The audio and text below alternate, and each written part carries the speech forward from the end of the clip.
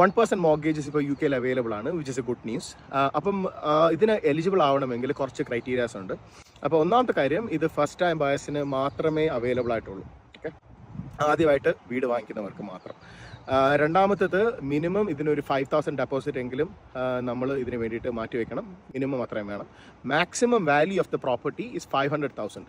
അതുവരെ ഉള്ള പ്രോപ്പർട്ടികൾക്ക് മാത്രമേ ഈ സ്കീം നമുക്ക് ഉപയോഗിക്കാൻ പറ്റുള്ളൂ. അപ്പോൾ 5,000 പൗണ്ടെങ്കിലും ഡെപ്പോസിറ്റ് ഉണ്ടെങ്കിൽ നമുക്ക് ഒരു വീട് മേടിക്കാം അല്ലേ? വാങ്ങിക്കാം, as long as we satisfy the rest of the criteria.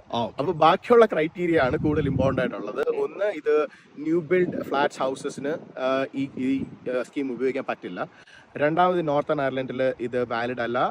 മൂന്നാമത്, മോസ്റ്റ് ഇമ്പോർട്ടൻറ്റ് പോയിന്റ് എന്താണെന്ന് വെച്ച് കഴിഞ്ഞാൽ, ഈ സ്കീമിന് എലിജിബിൾ ആവണമെങ്കിൽ നമ്മൾ മിനിമം നമുക്കൊരു പെർമനൻറ്റ് റെസിഡൻസി ഉണ്ടായിരിക്കേണ്ടതാണ്.